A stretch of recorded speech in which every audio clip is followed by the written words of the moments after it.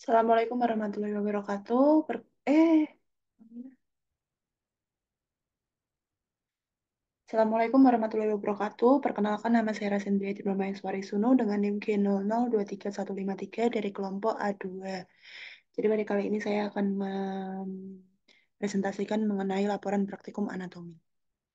Pertama untuk area Broadman. Jadi area Broadman sendiri itu ada banyak dengan dia tuh punya masing-masing fungsinya sendiri-sendiri.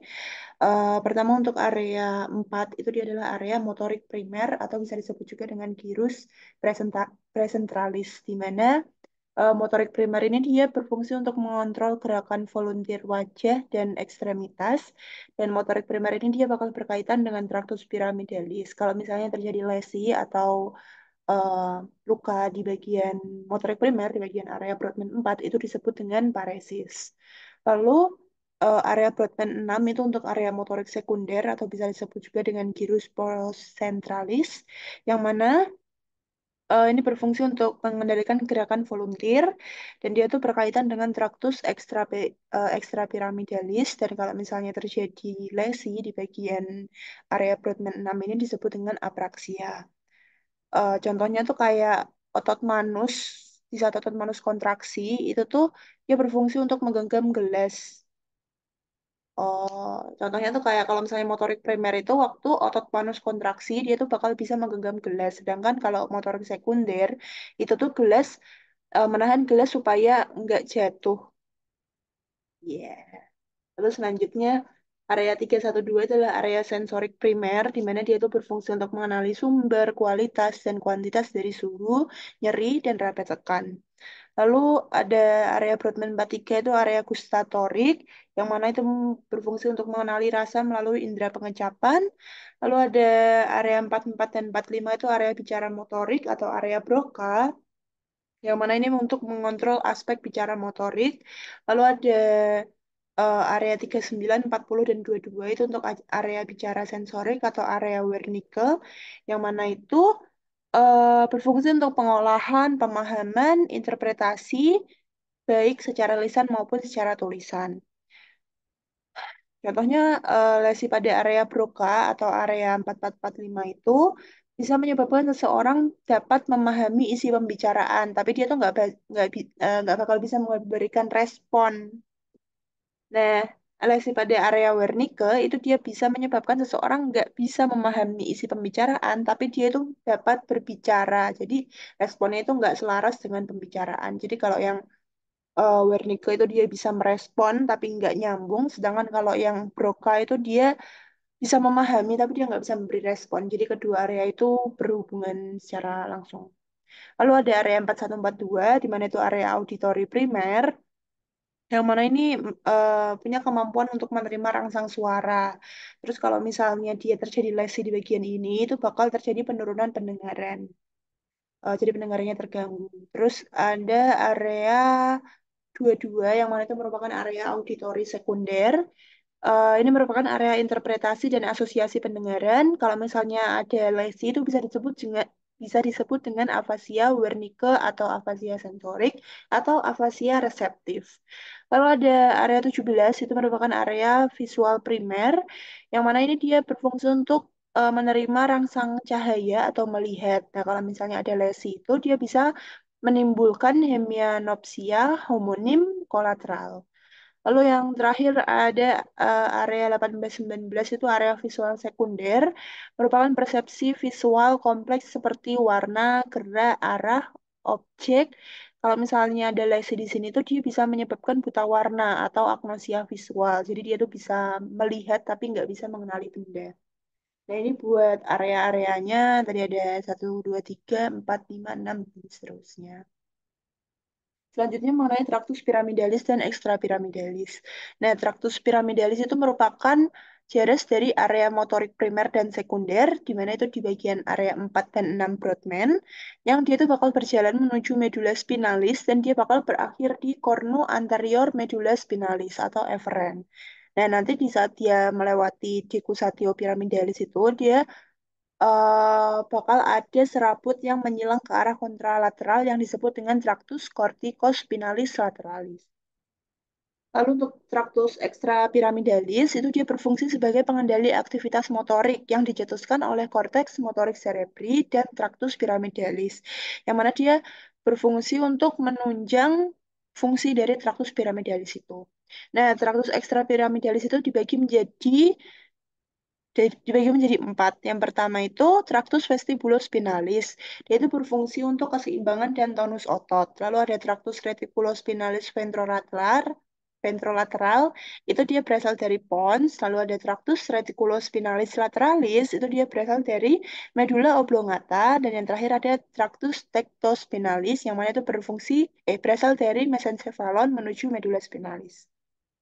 Lalu untuk encephalon dan medulla spinalis, pertama encephalon, dia itu terletak di fossa crani anterior et media hemispherium cerebri dexter et sinistre, yang mana dia bakal dipisahkan oleh visura longitudinal cerebri dan bakal dihubungkan oleh corpus callosum gyrus dan visura atau sulcus. Nah, gyrus sendiri itu merupakan bagian yang menonjol atau rigis, sedangkan kalau visura atau sulcus itu bagian yang dia tuh cekung gitu. Dan encephalon ini dibagi menjadi beberapa lobi oleh sulci yang besar. Untuk sulci et viscera itu dia ada empat. Yang pertama sulcus centralis atau viscera Rolandi, yang mana ini terletak di antara gyrus presentralis dan postcentralis, yang mana dia berfungsi untuk memisahkan lobus ventralis dan lobus parietalis. Lalu yang kedua ada sulcus lateralis cerebri sylvie atau bisa disebut juga dengan viscera sylvie. Dia itu berfungsi untuk memisahkan lobus temporalis dari lobus frontalis dan parietalis. Yang ketiga ada sulcus parieto-occipitalis, yang mana dia berfungsi untuk memisahkan lobus parietalis dan lobus occipitalis.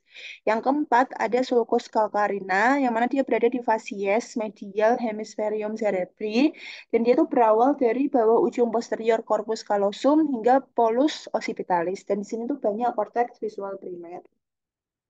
Lalu, tadi kan dibagi menjadi beberapa lobus. Yang pertama ada lobus frontalis. Di sini ada empat gyrus, yaitu gyrus presentalis, yang mana itu terletak di antara sulcus presentalis dan sulcus centralis. Lalu ada gyrus frontalis superior, yaitu di superior dari sulcus frontalis superior.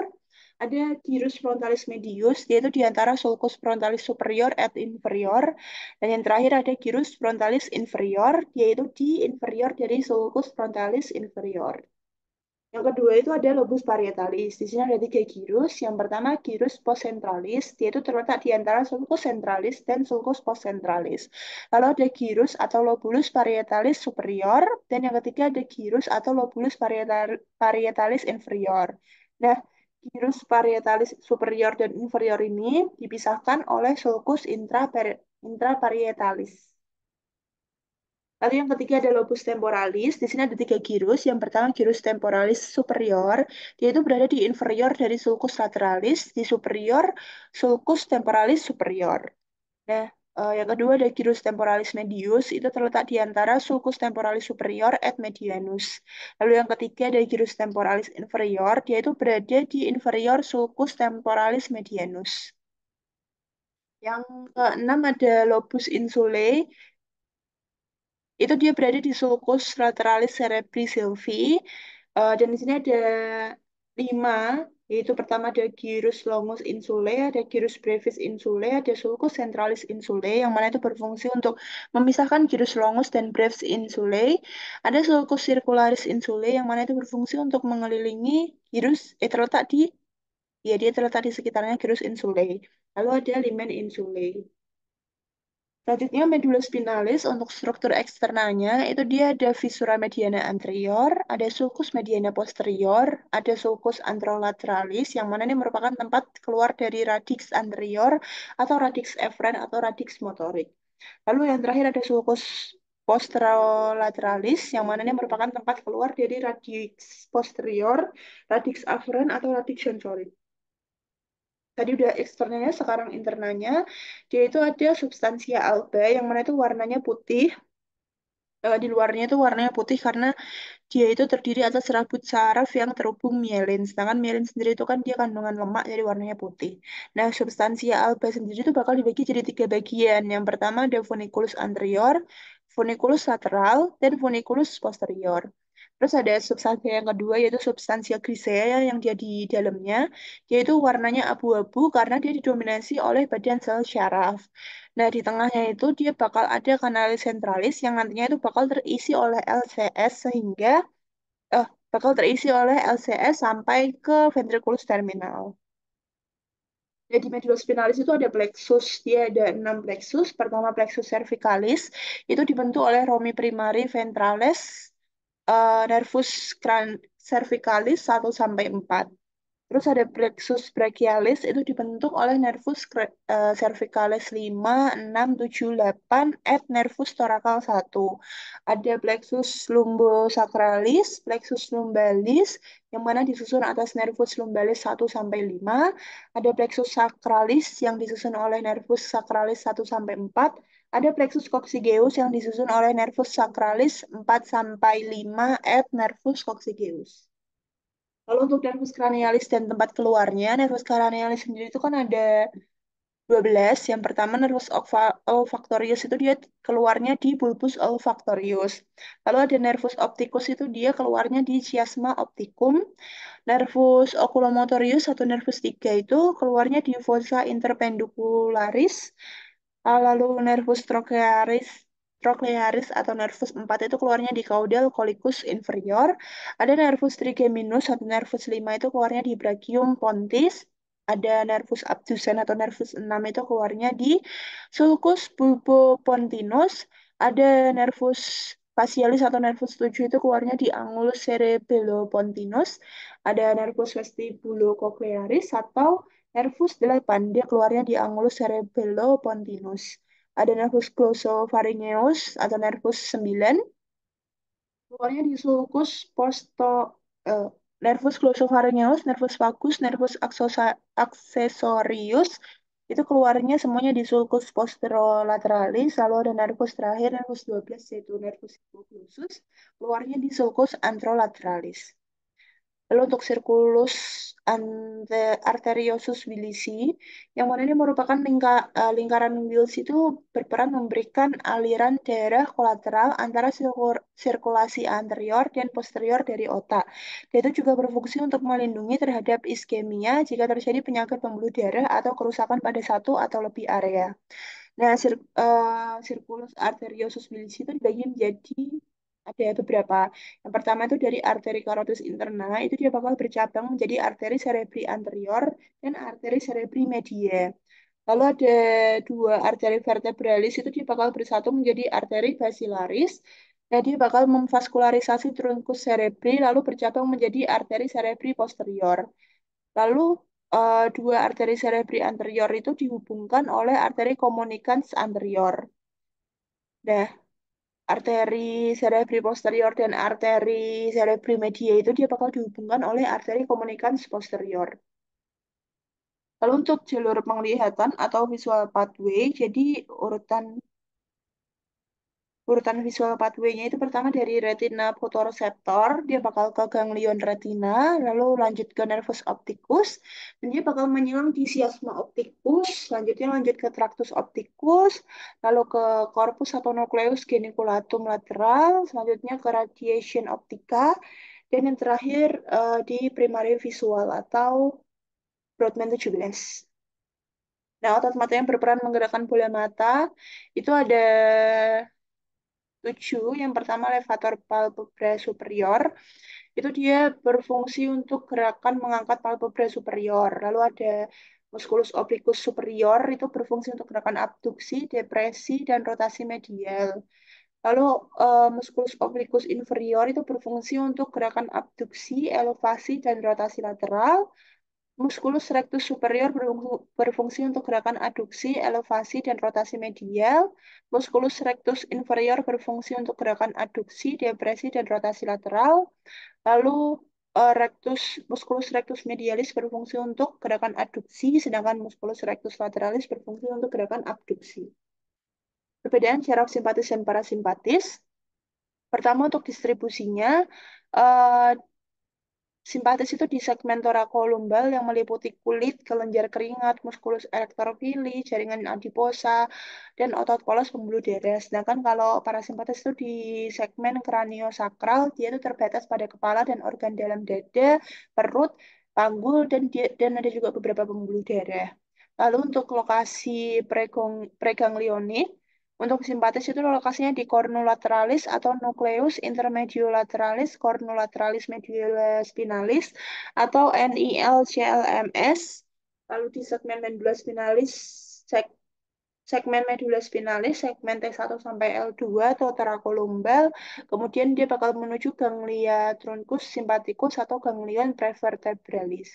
Sedangkan kalau yang parasimpatis itu di nukleus saraf kranial 3, 7, 9, dan 10 dan substansia grisea medulla spinalis segmen S2 sampai S4 atau kraniosakral menuju ke ganglion terminalis. Untuk panjang akson yang simpatis itu aksonnya pendek, neuron preganglioniknya itu punya akson yang pendek, sedangkan kalau yang postganglionik itu aksonnya panjang. Sedangkan kalau yang parasimpatis itu kebalikannya, yang neuropreganglioniknya itu panjang, sedangkan postganglioniknya itu aksonnya pendek. Lalu untuk neurotransmitternya, neuron preganglionik itu melepaskan asetilkolin, sedangkan neuron postganglioniknya itu bakal melepaskan norepinefrin atau NE. Kalau yang parasimpatis itu, preganglion dan postganglionnya dua-duanya melepaskan ACH. Nah, untuk efek fisiologisnya, simpatis itu fight or flight, sedangkan parasimpatis itu rest and digest. Modalitas syaraf kranial itu dia ada 7 tipe. Pertama GSE atau General Somatic Efferent itu tuh motorik untuk skelet umum. Sedangkan lalu yang kedua ada GVE atau General Visceral Efferent itu untuk autonom parasimpatis dan di kelenjar dan pupil. Lalu ada SVE Special Visceral Efferent. Lalu ada GVA General Visceral Afferent. Ada SVA atau Special Visceral Afferent, ada GIT untuk penciuman dan pengecapan, ada GSA, General Somatic Afferent, ada SSA, Special Somatic Afferent. Makasih, sekian dari saya.